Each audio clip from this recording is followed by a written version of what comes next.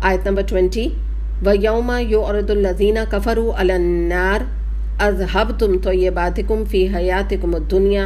واستمتعتم بها فالیوم تجزون عذاب الہون بما کنتم تستکبرون فی الارض بغیر الحق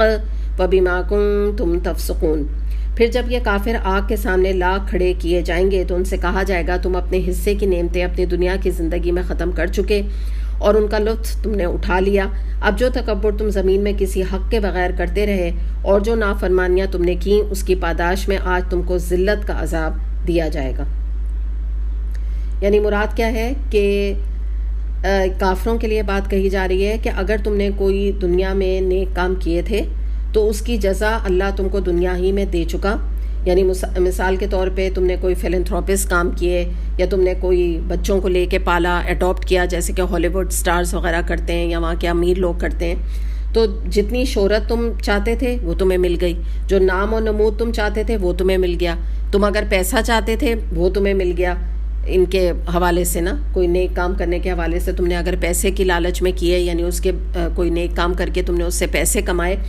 تو یہ تمام جو اشکال ہیں ان کے ذریعے سے تمہیں دنیا میں سب کچھ تو مل گیا، دنیا بھی خوب وافر تمہیں مل گئی، لیکن یہ کہ اب آخرت میں تمہیں کچھ بھی نہیں ملے گا، کیونکہ تم نے اپنی دنیا میں جو نعمتیں تھیں ان سے تم نے خوب لطف اٹھایا، خوب فائدہ تم نے اٹھا لیا۔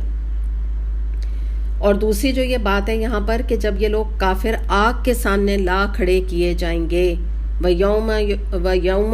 يُعْرَضُ الَّذِينَ كَفَرُوا عَلَى النَّارِ، تو یہ جو بات یہاں پر ہے تو تب ان سے یہ کہا جائے گا نا، تو یہ وہ مقام ہے کہ جو کافروں کے لیے آگ کا جو ذکر کیا گیا اور آگ ان کے لیے پکی کر دی گئی ہے، یہ دلیل اس آیت میں موجود ہے۔ آیت نمبر 20 جو آپ کے سامنے میں اس کو پڑھ رہی ہوں، اور اس میں آگے یہ بھی پتہ چل رہا ہے کہ جو تم نے تکبر کیا اور جو نافرمانیاں کیں تو اس کے بدلے میں تمہیں ذلت کا عذاب دیا جا رہا ہے۔ تو یہ وہ مقام ہے جہاں پہنچ کر انسان کو اپنے ایمان کی قدر آتی ہے اور اس کو یہ پتہ چلتا ہے کہ الحمدللہ اللہ تعالیٰ نے مجھے ایک مسلمان گھر میں پیدا کیا،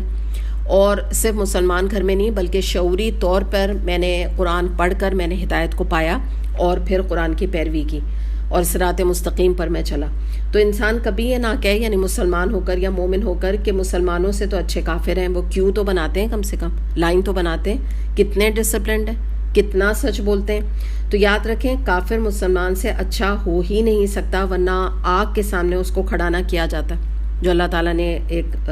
آگے کی قیامت کی پکچر ہمارے سامنے رکھی ہے۔ یعنی مراد کیا ہے کہ میں جنت میں داخل ہو ہی نہیں سکتی اگر میں مسلمان نہیں، اللہ نہ کرے۔ نبی کریم صلی اللہ علیہ وسلم کی رسالت پر اس کے بعد ایمان لانا کمپلسری مینڈیٹری ہے، جو کہ کافر ایمان نہیں لاتے۔ تو مسلمان ہونا آپشنل نہیں ہے بلکہ کمپلسری ہے۔ سورہ مدثر آیت نمبر 42-43 میں آتا ہے کہ جہنمیوں سے پوچھا جائے گا کہ کیا چیز تم کو جہنم میں لے گئی، تو وہ کہیں گے کہ ہم نماز پڑھنے والوں میں سے شامل نہیں تھے۔ یہ کام تھا ان کا، کافروں کا، کہ جو ان کو جہنم میں لے جایا جائے گا، جس کی بنا پہ اب آپ ذرا سوچیں کہ ہماری کتنی بڑی میجورٹی مسلمان ہو کر، چاہے وہ ٹین ایجرز ہیں، چاہے وہ لڑکے ہیں، لڑکیاں ہیں، مرد ہیں، بوڑھے ہیں، بوڑھی عورتیں ہیں،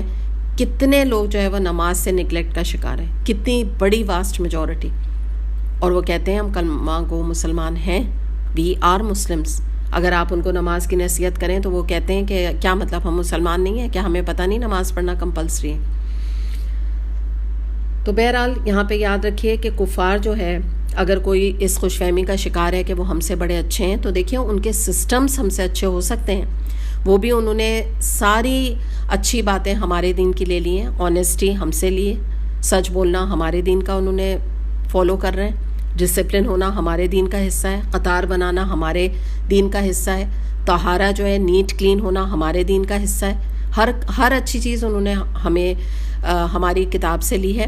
اور ہم نے تمام بری چیزیں ان کی لے لی ہیں۔ بات ساری یہ ہے۔ تو کفار نبی کریم صلی اللہ علیہ وسلم پر کارٹون بناتے ہیں، تو کیا وہ کبھی اچھے ہو سکتے ہیں؟ نیور۔ کبھی ان کا انجام اچھا ہو سکتا ہے؟ بظاہر چاہے وہ دنیا میں کتنے ہی اچھے کام کیوں نہ کریں، مگر آخرت میں ان کو خسارے کے سوا کچھ بھی نہیں ملے گا۔